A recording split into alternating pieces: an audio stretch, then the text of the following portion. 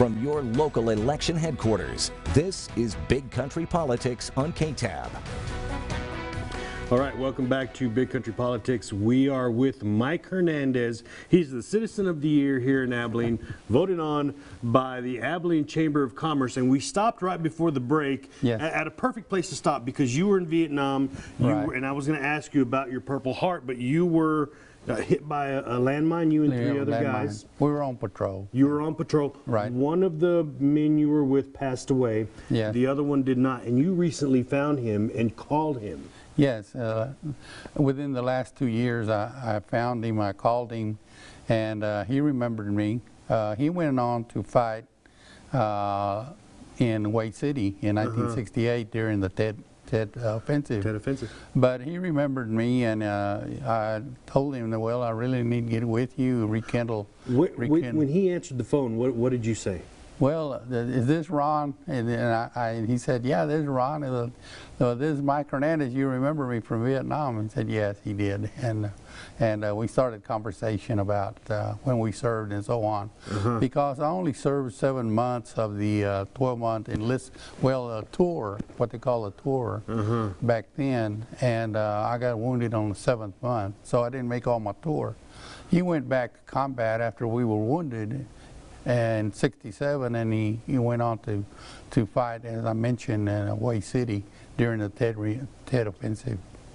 So you have made plans with him at some point, because you haven't done it yet, either to go over there, he's going to come over, you are going to meet. Right. He said I could go, and I said, well, do you have a location near your house where I can stay? And said, well, you can stay here. I said, well, that was very warm reception that he gave me as I go to his house.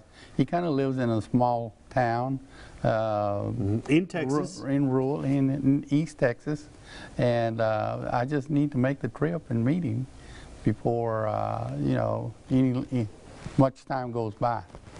Wow. Well, now I want to skip, because we're kind of skipping through parts of your life now, and we're kind of taking it out of order, but there's so much I want to ask you. I want to ask you about still being involved here in Abilene in the Hispanic community.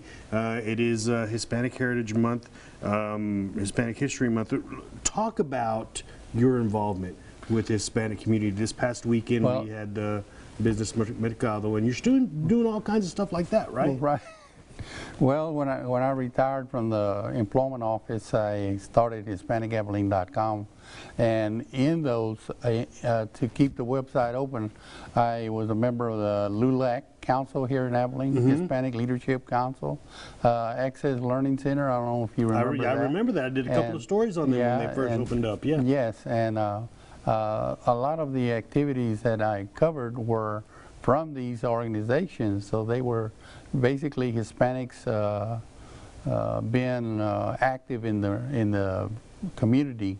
Because you mentioned Access, and I just don't want to short anybody. It was a place over on Ambler and Old Anson Road, where kids could go after school, and they had tools there for learning. That's correct. Made available to them. That's correct. The board brought in computers, youth computers that were donated to the center, and one of the junior colleges wired them up, and so we had a computer lab for people that wanted to learn how to operate the computer.